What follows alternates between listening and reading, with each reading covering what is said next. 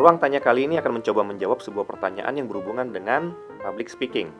Pertanyaan ini dilayangkan oleh Bapak Kusuma Indrianto, seorang product design engineer yang sekarang juga sedang mencari pekerjaan. Jadi kalau dia mendengarkan atau menonton video ini, punya lowongan yang cocok dengan Pak Kusuma, silakan hubungin orangnya langsung. Pertanyaannya demikian. Berkenaan dengan mimpi kelak di masa depan ketika dihadapkan dengan public speaking saat dimana diharuskan untuk presentasi sementara audiensnya ialah beberapa orang asing dan orang lokal yang lebih senior dari pengalaman atau jabatannya. Pada kesempatan tersebut ada beberapa yang tidak care dengan poin-poin kita. Pertanyaannya, akankah lebih baik bila mana kita speak up secara langsung perihal hal tersebut? Baik, saya coba jawab. Melihat latar belakang yang Bapak sampaikan, pendengarnya atau audiensnya waktu Bapak presentasi atau public speaking itu ada beberapa orang asing dan orang lokal yang lebih senior dari pengalaman atau jabatannya. Nah, saya bahas secara umum terlebih dahulu. Dalam hal komunikasi atau dalam hal public speaking khususnya, ada 3 komponen utama yang mempengaruhi berhasil tidaknya presentasi atau public speaking yang kita lakukan. Yang pertama komponennya adalah pendengar, audience, yang tadi sempat dibahas. Yang kedua komponennya adalah materi atau isinya. Yang ketiga komponennya adalah penyampainya atau orang yang mendeliver public speakingnya atau presentasinya.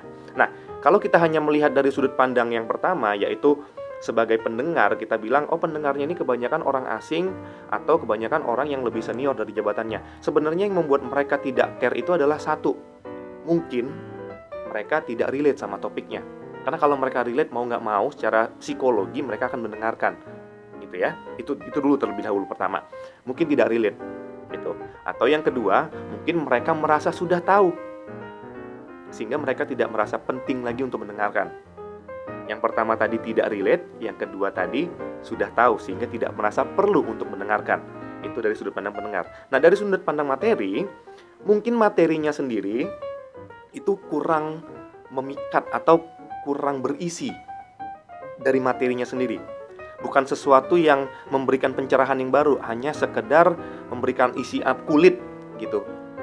Isinya tuh cuman basa-basi atau hanya lapisan luar dari informasi yang mungkin bisa di-dig down lebih dalam lagi, gitu ya. Yang ketiga, mungkin yang menyampaikan juga kurang interaktif. Mungkin cara penyampaiannya juga kurang menarik sehingga mereka juga merasa bahwa tidak penting. Nah, 3 ini sebenarnya banyak banget yang bisa dibahas gitu. Cuman untuk menjawab cepat saja, yang perlu diperhatikan adalah 2 ini sebenarnya. Karena yang satu, ya, audience itu kita tidak bisa mengkontrol. Sebagai public speaker, sebagai orang yang membawakan materi presentasi, kita tidak bisa mengkontrol komponen yang pertama, yaitu komponen pendengar. Yang bisa kita kontrol ada komponen materi dan komponen dari penyampaian kita sendiri. Nah, pastikan materinya dari awal, sudah dari lama dipersiapkan. Kira-kira materi ini bisa nggak sih saya sampaikan dengan cara yang benar-benar atau dengan konten yang terstruktur rapi, dengan konten yang bisa memberikan pencerahan bagi orang-orang yang bahkan sudah pernah mendengar gitu. Bisa nggak sih kontennya ini saya package, saya bikin presentasi yang menarik, yang tidak terlalu ramai tapi juga tidak terlalu kosong gitu. Persiapan membuat presentasi ini nih sangat krusial gitu ya. Yang ketiga, yaitu siapa kita, penyampaiannya seperti apa. Nah, ini juga bisa dilatih. Cara melatihnya adalah sebelum kita menyampaikan presentasi tersebut, latihan dulu. Latihan dulu di rumah, latihan dulu di depan kaca, coba sampaikan poin-poinnya. Kalau memang kita merasa ada joke atau mungkin ada sedikit komedi yang bisa diselipkan, selipkan. Gitu. Karena komedi itu bisa membuat buka atau bisa membuka pikiran orang yang mendengarkan untuk materi yang lebih berat gitu yang disampaikan. Jadi dibuka dengan makanan pembuka, yaitu yang ringan-ringan, komedi, disampaikan isinya yang berat, baru ditutup dengan makanan ringan juga. Jadi sama seperti makan analoginya. Itu yang bisa saya sampaikan.